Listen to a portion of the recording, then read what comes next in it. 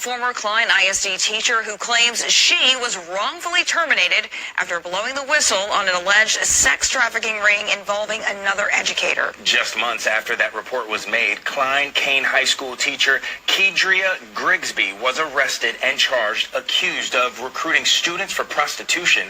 The teacher who reported her now filing a lawsuit. Stephen Going-Jones joins us now from the Harris County Courthouse with the details. Stephen, what are you learning? Well, the allegations here are concerning. This former teacher says her own daughter was a victim of the sex trafficking ring that she tried to warn district officials about, but she claims nothing was done about it.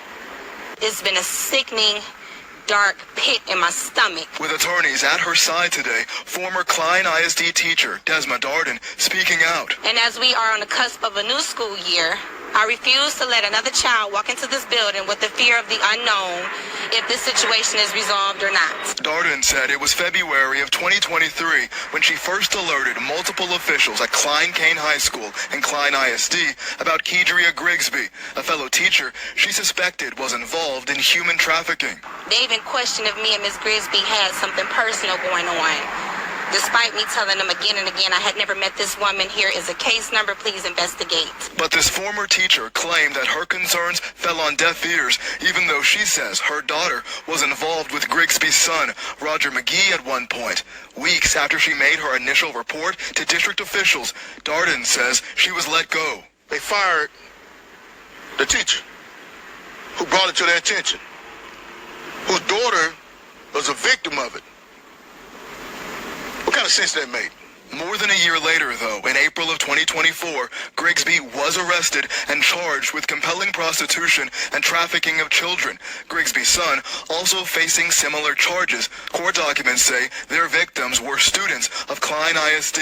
When the story first came to light in April, the district claimed they contacted the Harris County Sheriff's Office and were told Grigsby was not a suspect. But the Sheriff's Office confirmed to KHOU 11 News there's no record of such a call. But even if they did call, you just don't stop there. Today, Darden's attorneys argued Grigsby should have been investigated further. When Darden reported her, they now plan to file a federal lawsuit on Darden's behalf. Now, we did reach out to Klein ISD, and they say Darden was documented for poor job performance, but they did not give specifics on her termination, nor did they comment on the impending lawsuit. We know that the suspect in this case, Kedria Grigsby, did bond out of jail, and she's expected for another court date in September. Klein ISD did release an updated safety plan after Grigsby's arrest. Now, back in April, we told you about an educator from Klein ISD and her son who were arrested after being accused of running a sex trafficking ring involving some of the students. And now we're learning the backlash after a whistleblower tried to sound the alarm. It's not just her coming forward and making these allegations to the school about someone on that campus, about a fellow teacher, but she also went to the police about it. And nothing was done for months.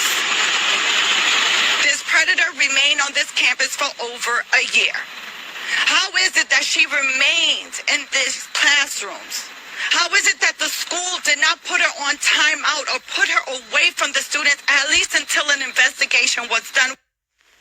And of course, Kedria Grigsby and her son Roger McGee were arrested, but apparently people were told more than a year ago. So how does this happen?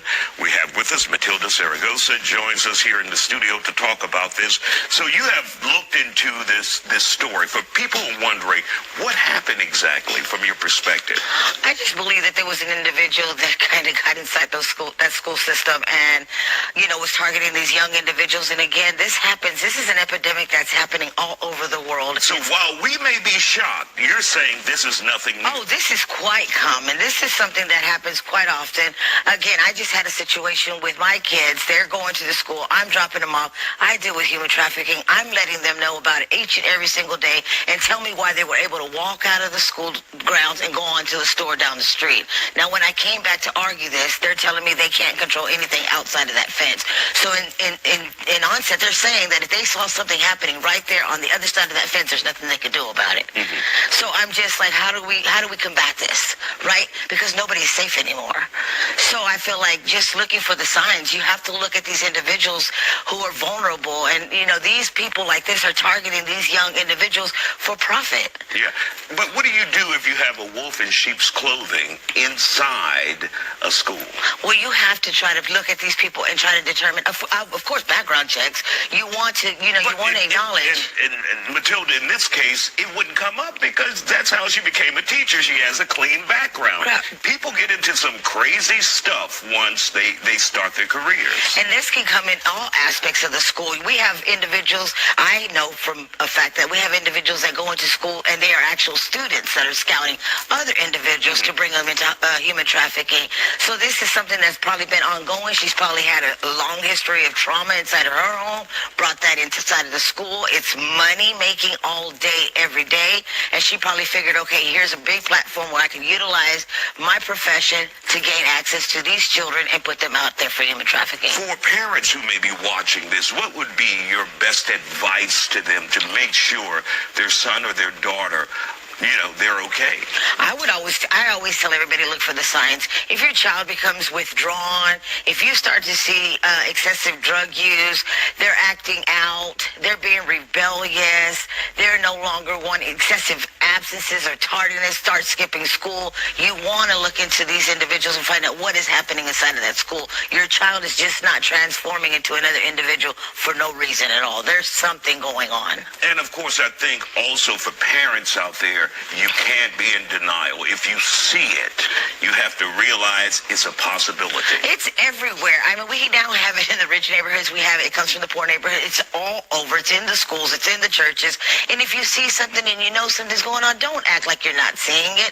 You're hurting this baby, and this baby is being out there, or these children. Let me say it this way.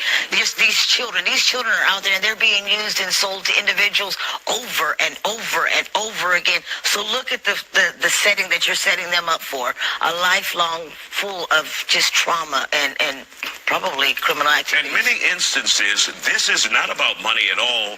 It's about someone who may have groomed this person and said, I love you, and if you love me, you do this for me. All the time. Those are called our Romeo pimps, right? It can be male or female. They can be for any gender. And they come in and they'll tell you the things that you want to hear. They want to tell you. They want to fill that void. They look for the vulnerable. They look for the weak. They look for those that have unstable housing, that come from the foster care system, who have issues with their bodies, and they want to make them feel like they're so wanted, and they'll start to groom them and condition their minds to tell them that you're doing all this for the sake of love.